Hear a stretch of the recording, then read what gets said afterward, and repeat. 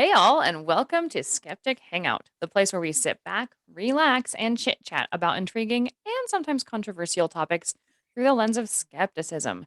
Today, we have the whole bunch Richard, Josh, and Laura. We are going to be discussing monarchy. So grab your English tea or your English tea and join us as we discuss Her Majesty, His Majesty, all the majesties. This is Skeptic Hangout, Monarchy.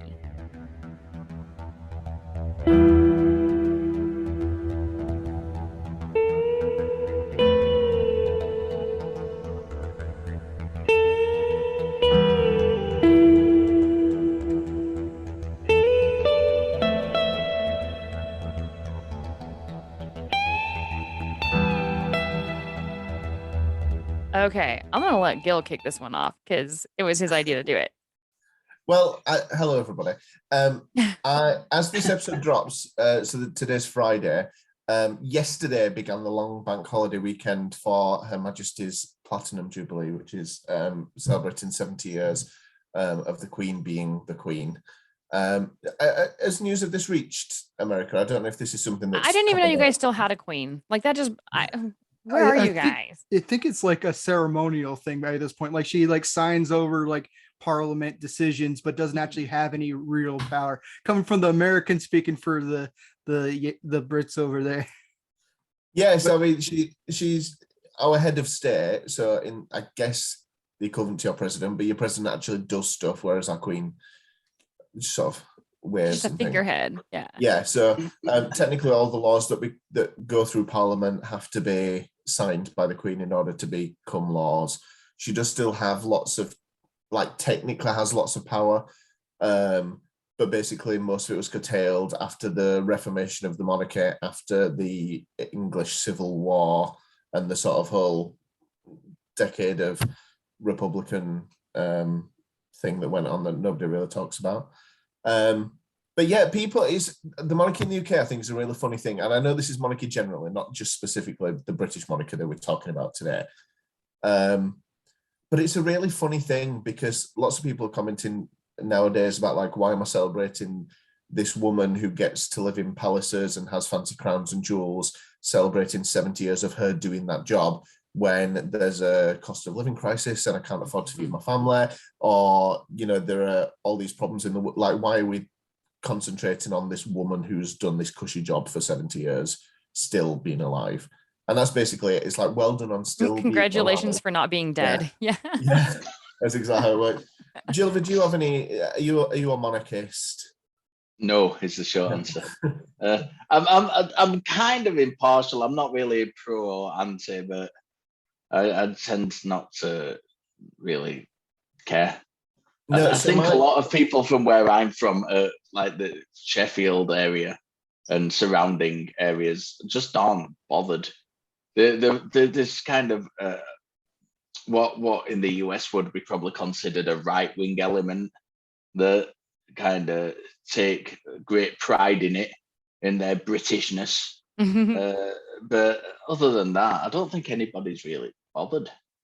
So that I've heard of xenophobic history within the British monarchy, and just with the recent marriage, which I couldn't help but learn about. It might even not be that recent. It just feels like it because everybody over in America was making a big deal about the actress married one of the princes or whatever, and that's where I heard there were some xenophobic issues. There's some little bits of even racism coming from the monarchy that had come out, and it's weird that it took so long for people over here to even start having issues with the English monarchy, because over here we came to America, we were supposed to be escaping that, and then there's some weird cultural celebration of British royalty. I think it's the Disney effect of we think royalty, we think Cinderella, and we think that's what's going on over there. And really it's just rich white people and power that they inherited over generations. And it seems problematic to me. Problematic is a very interesting choice of words, because I think that's, an understatement. It is. I'm being diplomatic. I have problems with that. Right. So to sum up my views on the British monarchy specifically, and it kind of sums up the way I speak about most points, is that I have a lot of strong opinions that amount to basically nothing. So here goes. So I fundamentally, monarchy as a concept is elitist and undemocratic. It kind of teaches people that some people are deserving of respect and praise and worship and all of those things, when actually they're just born into a specific family, which, like you were saying, Josh, has been enriched by colonial escapades in the past, by slavery, by a million and one atrocities, and they're just sort of born into that family and are benefiting from the gains of the past. Sorry. In Britain specifically, people do seem to have, on the whole, an affection for the Queen as a person, as a figurehead for the country. But like, were we to replace the royal family and the monarchy as a system with, say, an elected head of state like a president or what have you, in my mind, the best way to do that would be to have a head of state which is non-political and which is a figurehead, basically fulfilling exactly the same role that the Queen currently does, but without the whole inherited blood-stained wealth thing. But then I don't know if the benefits of it outweigh the negatives of the royal family continuing to exist, because I also kind of like the whole pomp and ceremony thing. I quite like all the parades and the uniforms and the, I don't know, it's quite, I quite like the history of it, but that's really easy to say and ignore the history of bloodshed and conquest that goes along with it. I don't know. So I have lots of opinions and thoughts about it all. But yeah, it doesn't kind of get me anywhere. To me, Well- it feels more like how we have Civil War reenactors and like they're reenacting like their big moment of glory.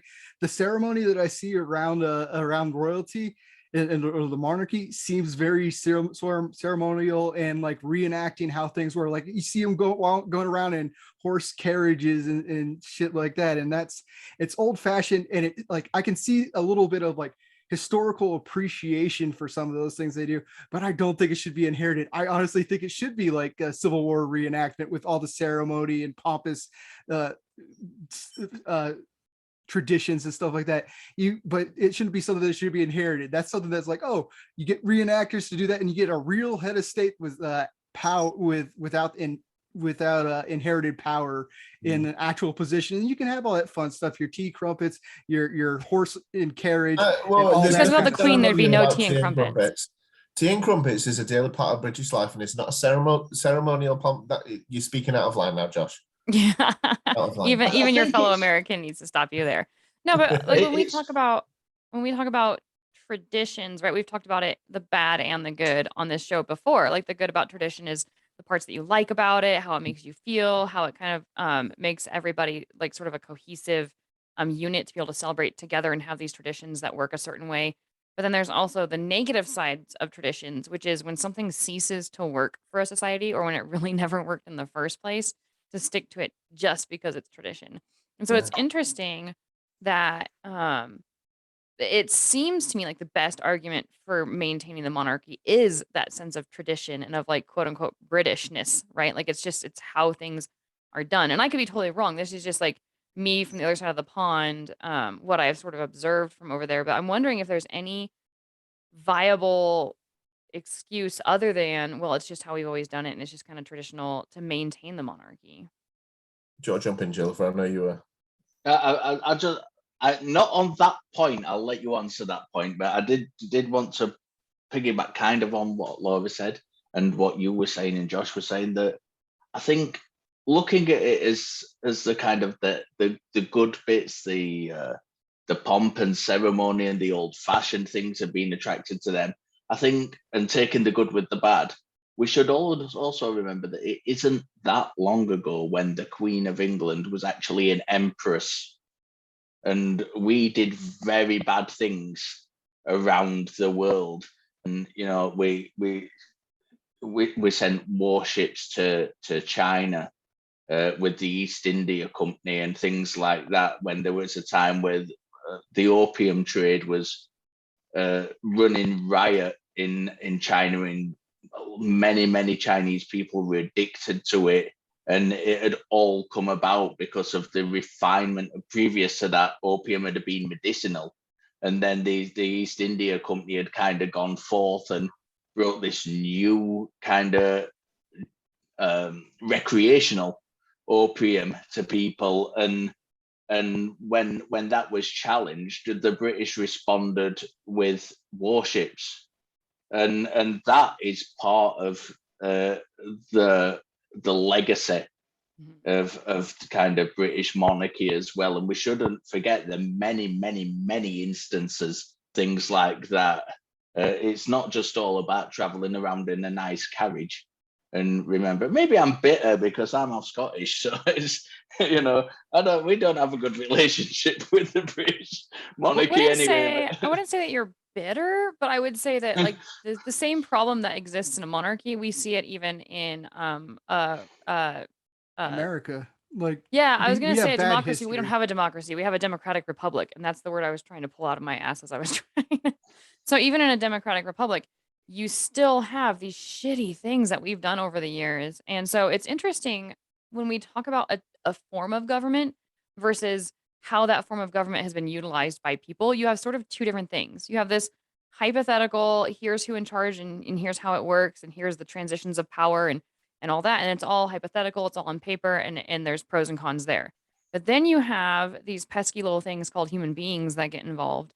And when you think about it, they pretty much we wreck every form of government we come up with, right? We find ways of corrupting it, we find ways of using it to abuse power, we oppress each other with it. So we have this thing that we've touted as like the people's choice, right? Like we get to vote for who's in power.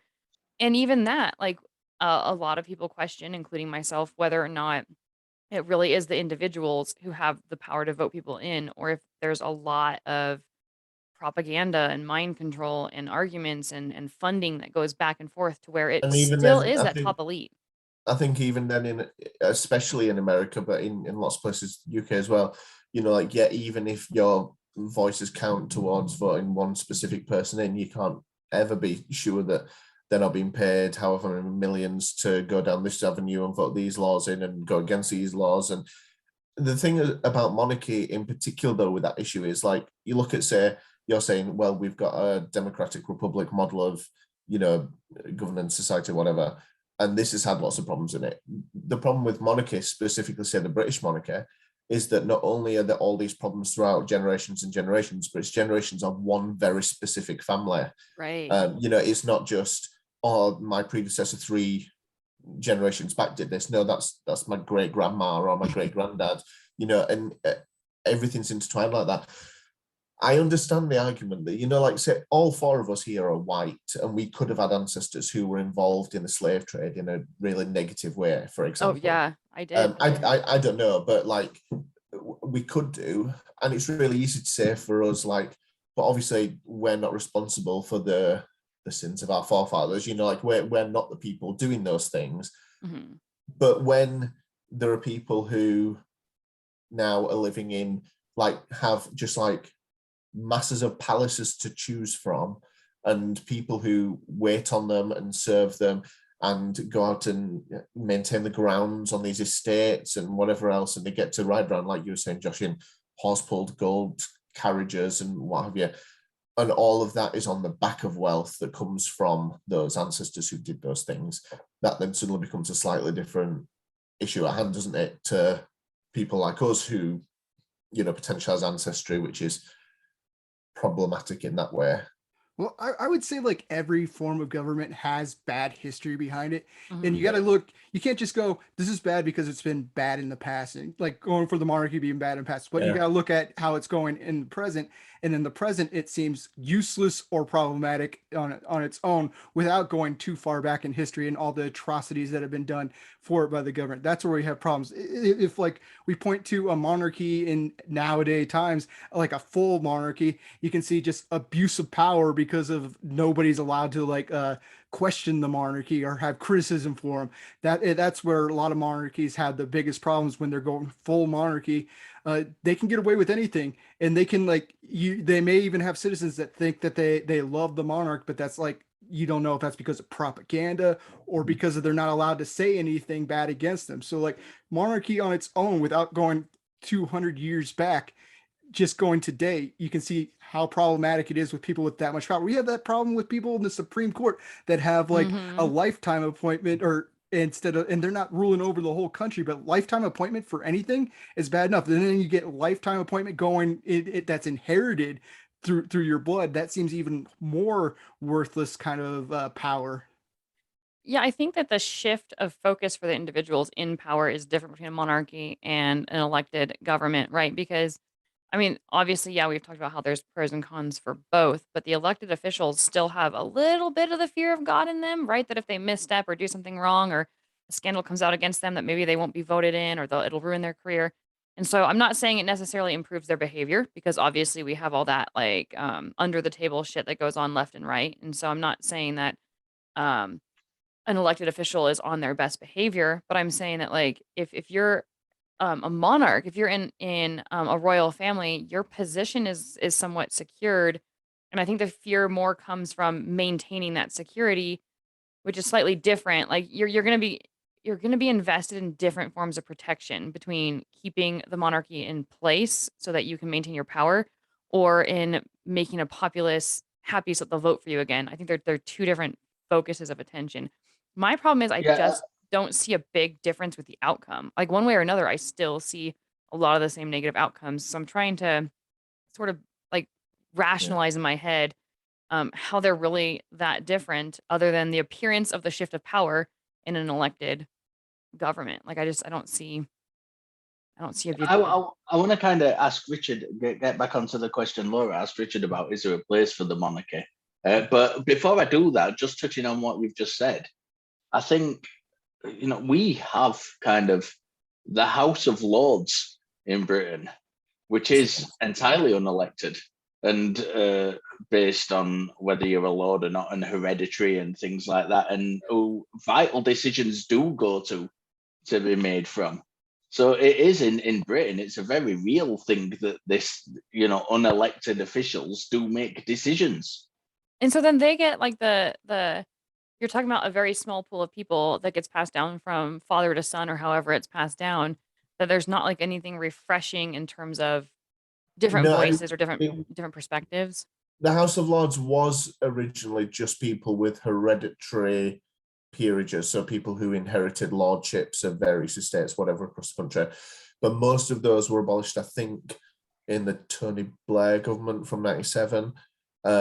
And now the government just like every year makes like loads more lords. And they say that it's supposed to be like trying to be sort of representative of the population, and they try and get experts in fields, so like scientists and educators and people from the healthcare, like they try and get, but there's like 600 on odd Oh my members gosh. of the House of Lords now, and most of them are just there forever, and it just keeps getting bigger and bigger and bigger, and I don't understand it as a system.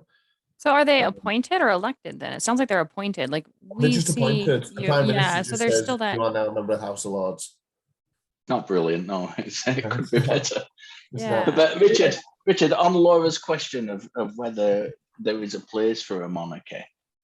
So let's imagine that we were all just in a big empty land and decided to make our own country. Now, I imagine sort of if we were to make that now in 2022, none of us would decide, I know one family should have all this power with hereditary powers to make decisions. I said, like, no one would make that system nowadays. Josh, you've spoken about this.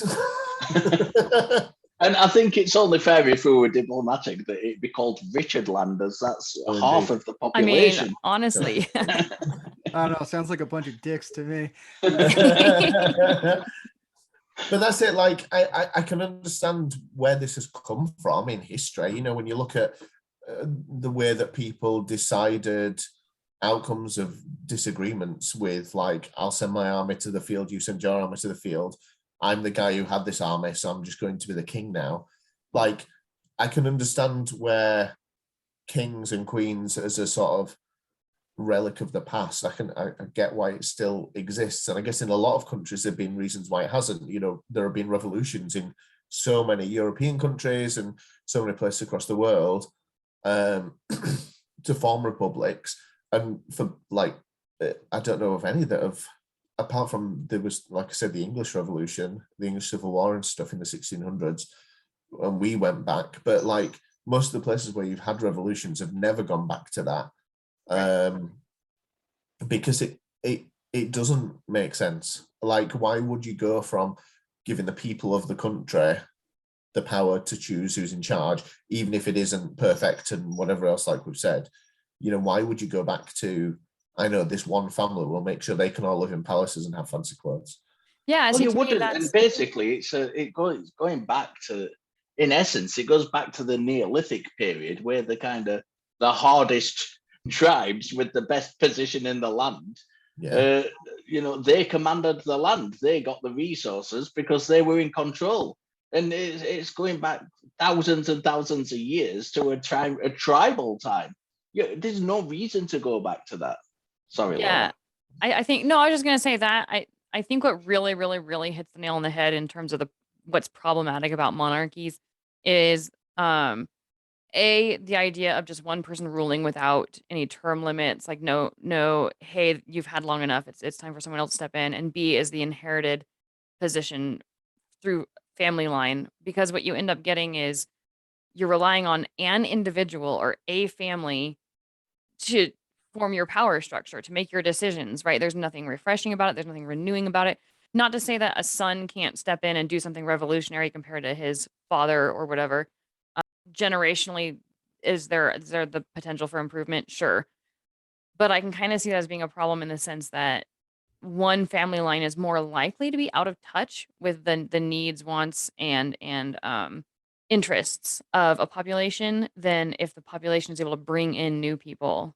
I I guess mean, you could argue with, like in the UK, that people who are pro-monarchy might say, well, they don't need to be in line with all of those things. They don't need to understand those things because it's Parliament who make all of the laws, and it's Parliament who make all the decisions about how the country should change. And this family is just there to rubber stamp things, to look pretty in photos, and to be a good PR thing for the UK for the rest of the world to see. I don't know how much of a big PR thing Prince Charles's face is, but like it yeah, it's just, there is that pragmatic part of me though that is like, well, actually, to move away from monarchy and to introduce a presidential system, a non, with no powers, I don't know if that does, like you were saying, I don't know if that does bring any benefits apart from the sort of symbol, like, because symbolism is really important. And like I think I said at the start, having a royal family kind of does inherently make people believe that we are just us and they are them up on this pedestal. If the Queen came to my town and walked down the street, say she was opening something or whatever, like, people would be expected to bow if they met her.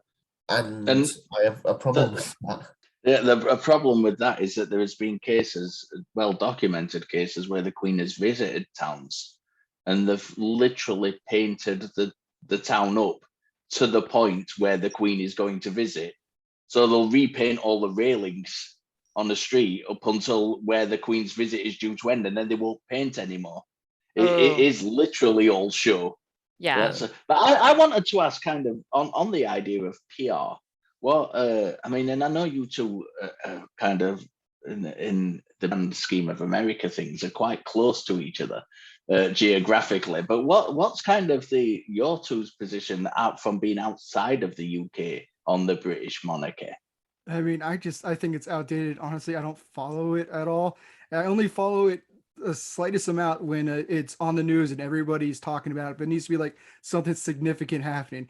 I had no idea about like the 70th anniversary of your Queen's monarchy or any of that kind of stuff, because we, for the most part, don't care. We like the fairy tale versions of it over here, and even I don't care about that because it's not I know, my like, the royal It's not weddings have horror. been big in the news, haven't they? Like when Prince William and Kate got married, that was like big in the news, and when Harry and Meghan got married, that was big in the news for you guys, I imagine.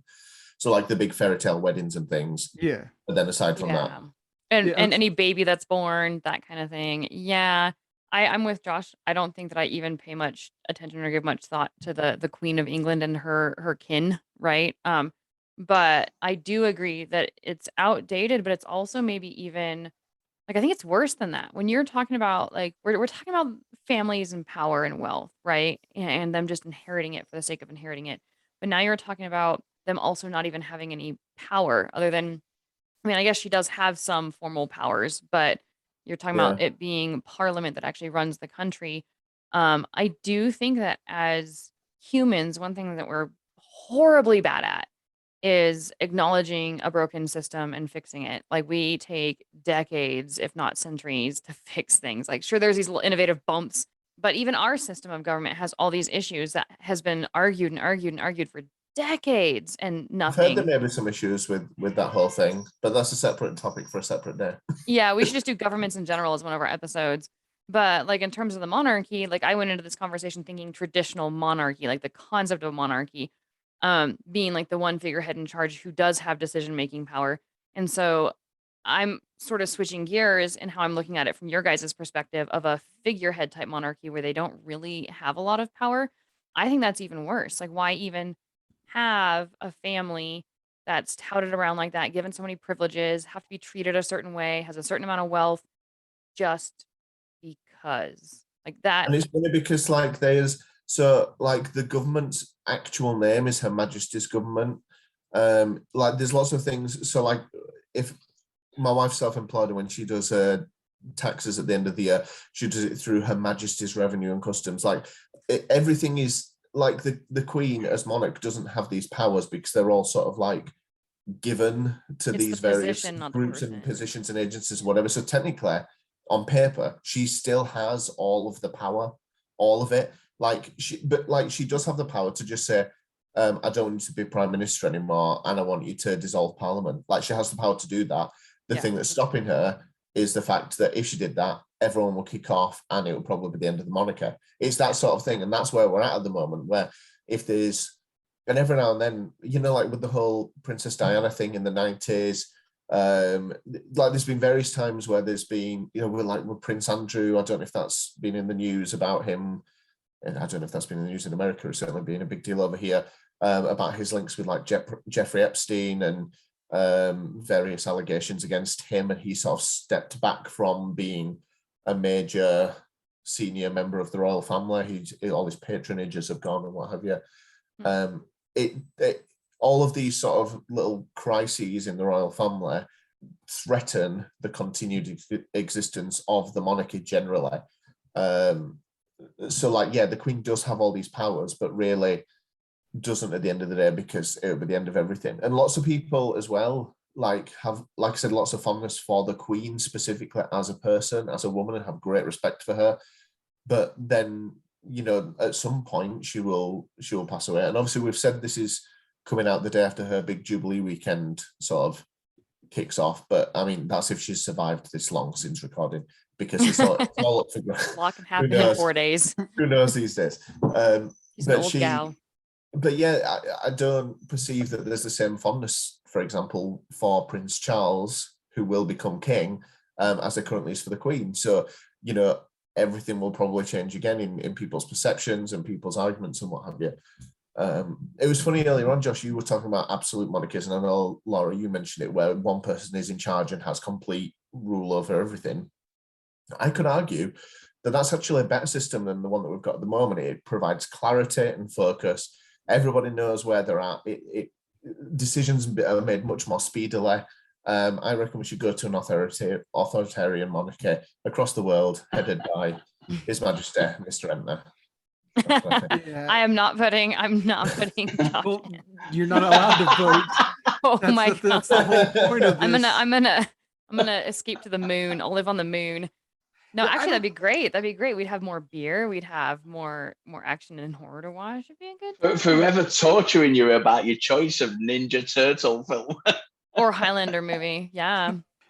like I don't think there's a single person that I'm taking in the serious route for a weird reason. I don't think there's a single person that could that much power, even over like a small town's worth of people, and not let it get to their head if they know that like their entire life, this is the kind of power they can have. Like, I think even the most pure person could come in with like good choices. I think there's a lot of positions that people go into with pure choices in politics, and then they get a little bit of money, they get a little bit more temptation as it's going along, and it's harder to keep in line with the people instead of in line with your own interests when like so much temptation's constantly coming at you.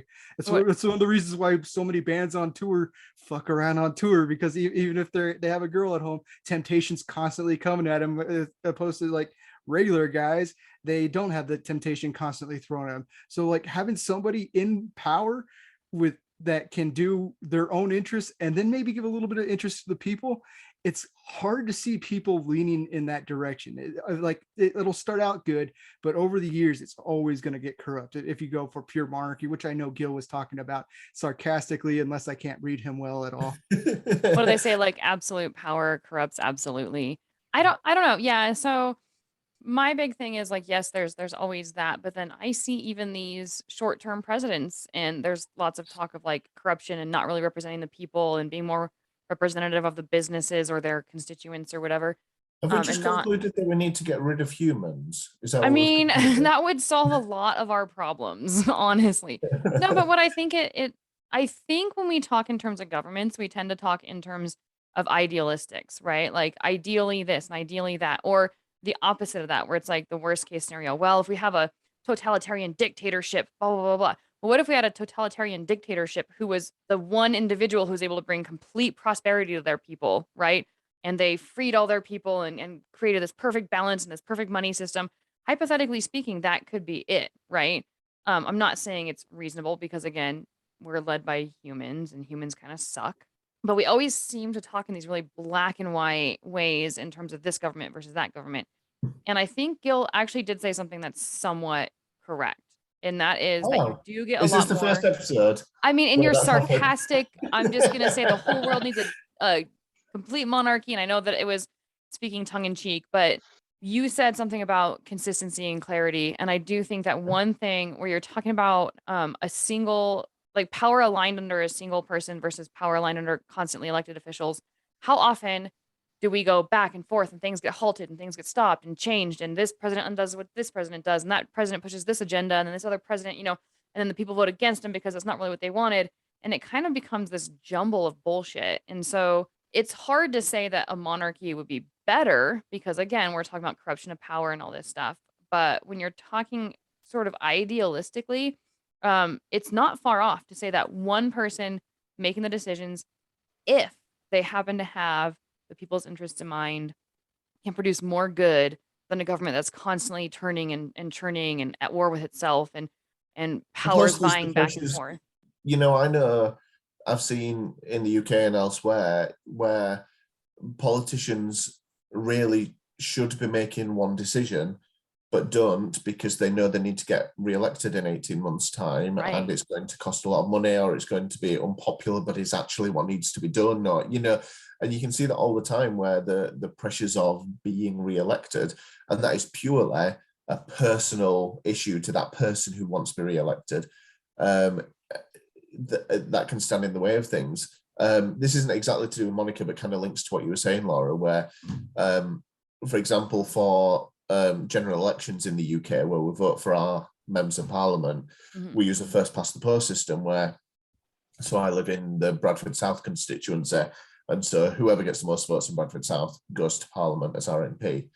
I would be much more in favour of a proportional representation system, so that, say, across the country, I vote for the Green Party usually.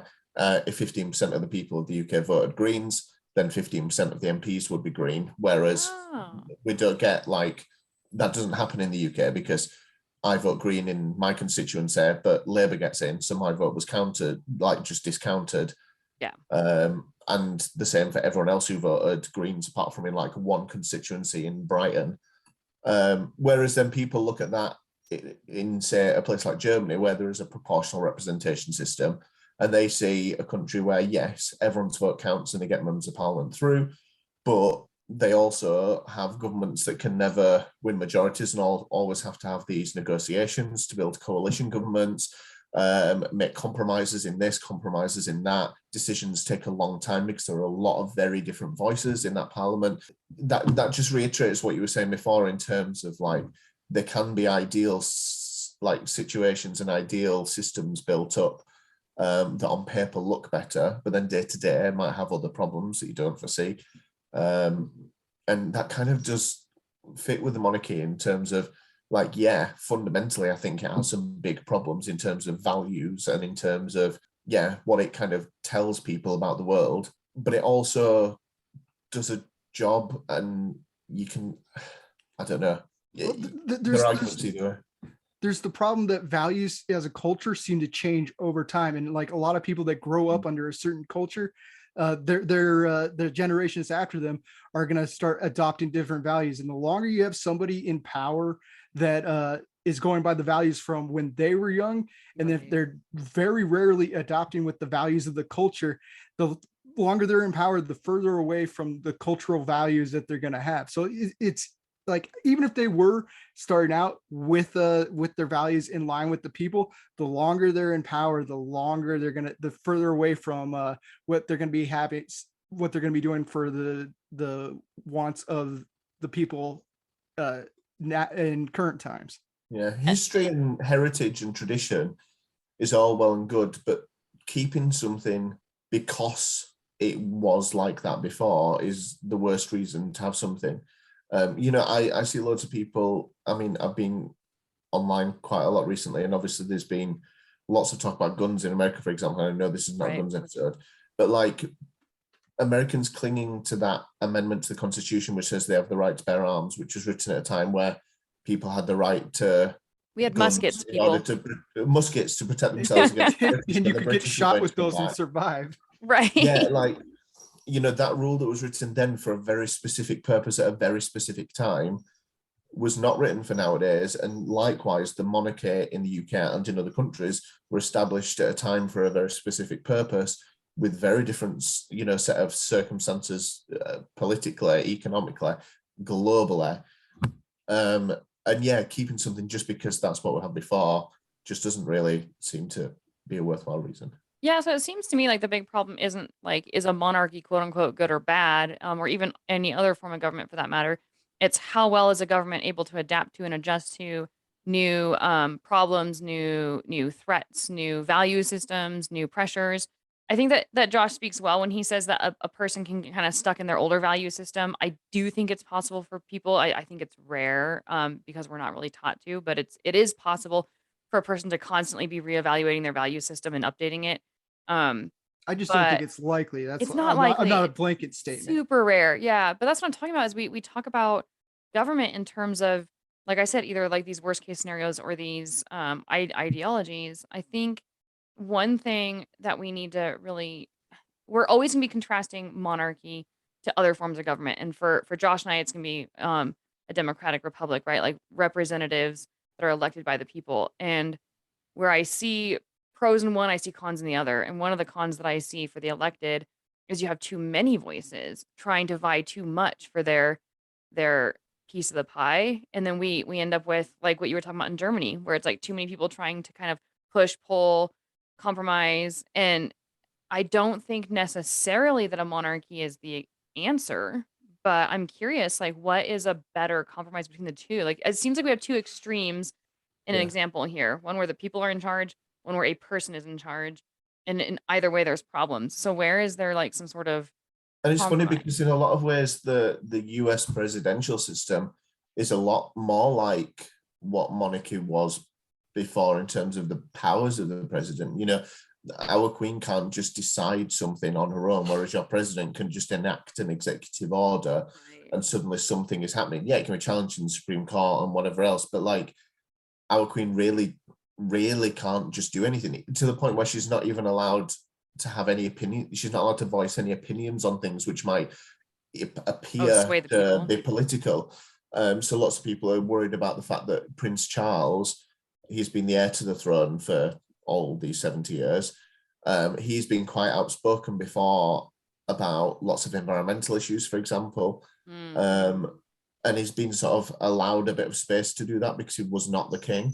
But when he becomes king, he won't be allowed to voice those opinions because they're political, and he should not be should not be involving himself in political affairs and voicing political opinions on things. So yeah, I find it really interesting how, when we talk about, because certainly the British monarchy of the past had powers like that to just make laws and decide things. But yeah, it's funny how obviously America has moved away from Britain quite significantly, but has a head of state who has lots of those powers in a way that traditionally a monarch had. You asked a question? I don't think I answered it, but I spoke for a little bit. No, I don't even think there is a good answer. I think it's just more of a thought experiment, because we keep trying to come up with the perfect government, or a government that's more representative of the needs and wants and well-being of the people, and we keep getting it kind of wrong, right? And so that's where my head was going with, like, well, if not a monarchy, then what else? If not a democratic republic? And now I know Yeah. it's broadening it to like forms of government in general and away from the monarchy, but I just kind of see that whenever we talk about, well, it's bad here, well, then the alternative that may seem better in that realm is bad in another realm. And so that's just kind of where I was going. I don't think it has an easy answer. But we are coming up to the end of the show. And so I do want to throw out there, like, for the audience, like, jump on Facebook and give us some of your opinions and answers and stuff. What's good or bad about the monarchy, or a monarchy in general, like in terms of a form of government. And if you do think that there's all these negatives, what do you think the potential solution is? Maybe we can discuss this further on the Facebook page. Yeah, we've certainly got some British fans on the Facebook page, so I'd be very much interested in listening to what their opinion on it is. And of course, this isn't just about the British monarchy, although that's what we've talked about like extensively. There are other monarchies available. So if you've got Your fave. if you've got any Just opinions go on to a them, match store and pick your favorite. It sounds like you're trying to pitch an insurance plan. We got all these monarchies available. Just pick them based on their flags. Find the one you think has a cool flag and go from there. so very quickly then, final thoughts on monarchies. Miss McGee, seeing as you rhyme with the last word. Oh my goodness. You can go first. My final thoughts on monarchy. I think no matter what form of government there is, I think it's really the distribution of power that's important. So if the monarch has too much power and they can control the people against the people's will, then I think that's bad. I also think that a monarchy that's absolutely useless except as a figurehead is also bad. But I think what it really comes down to is, no matter the form of government, what is the impact on the individuals, and how much freedom or flexibility is there for the individuals to either have their well-being represented, or if it's not being represented, what can they do about it? And I think every form of government we've come up with so far has fallen short in that department. Even if it started out, or even if certain individuals within a position of power have at one time or another helped the people to prosper, I think there's a lot of corruption no matter what we look at. So the monarchy for me is just one more form of government in a series of not so great forms of government. Yeah, that's about where I'm at. I'm not a real big fan of the monarchy. I'm not sure what kind of government really works, but that one just seems like a clear-cut answer of something that's corruptible, or something that's just ceremonial and outdated, and you Brits can eat your tea and crumpets without your queen telling you it's okay. You don't need that tradition anymore. Bill. My final thought is a very short anecdote from a couple of days ago, because we were talking about the Jubilee with my boys, and my 5-year-old said to me, because obviously our national anthem is God Save the Queen, and he legitimately asked me, like, what is God supposed to be saving the Queen from? And I'd end there. I kind of agree with everybody. I just think if we're going to have a monarchy, it should be a Scottish one that overthrows the English. But other than but the Union of the Crowns was a Scottish monarch who became the British monarch. Shush. Yeah, so yeah, I agree with Laura and Richard and Josh. Just, I don't think it's a particularly good system to have in governance. I don't really see any point of them existing now other than to attract tourism, which I've been told is that it pumps a lot of money into the British economy. I'm not sure how much of that is offset by what we spend on them. I don't know the economics of it, but not really worth it in my view. But other people may have different opinions. Get on our discussion group and tell us what yours is. In the meantime, I don't know how we're going to do this with 4 people, but keep questioning. Interrogate your beliefs. And happy Jubilee, Your Majesty. And stay skeptical. We'll see you next time. time.